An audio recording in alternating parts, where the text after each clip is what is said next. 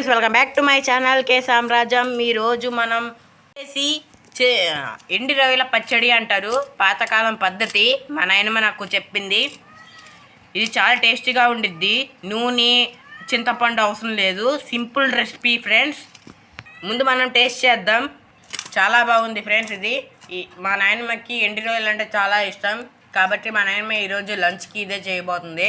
సరే, అయితే మనం వంటలోకి వెళ్ళిపోదాం రండి.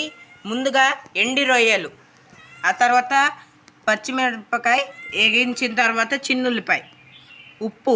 ఇప్పుడు మనం మిక్సీ పట్టబోతున్నాం. ముందుగా ఎండి రొయ్యలు మొత్తం వేసేయాలి దాంట్లో, గుర్తుపెట్టుకోండి ఫ్రెండ్స్ అందరూ. ఆ తర్వాత మిక్సీ పట్టాలి. ఉప్పు కూడా వేసుకోవాలి మీకు సరిపోయినంత. మిక్సీ. ఎండి రొయ్యలు ఇలా పొడిలా రావాలి, చూడండి ఇలానే రావాలి ఫ్రెండ్స్. ఇప్పుడు పచ్చిమిరపకాయ చిన్నుల్లిపాయ వేయాలి, దాన్ని కూడా మిక్సీ పెట్టాలి, గుర్తుపెట్టుకోండి. ఇప్పుడు ఆ రెండింటిని కలపాలి మనం, గుర్తుపెట్టుకోండి. మిక్సీ ఫ్రెండ్స్ ఇలా రావాలి. మనం మిక్సీ పెడితే ఉప్పు కరెక్ట్గా ఉండాలి ఫ్రెండ్స్. ముందుగా వాసన అయితే భలే వస్తుంది. రెడీ అయిపోయింది. ఇప్పుడు మనం టేస్ట్ చేయబోతున్నాం. ఏ పచ్చడి అయినా కారం తగలాలి ఫ్రెండ్స్, అది కూడా ఎక్కువ, అప్పుడే రుచి బాగా వచ్చింది. టేస్ట్ చేద్దాం బాగా వచ్చిందో లేదో. చాలా బాగుంది ఫ్రెండ్స్.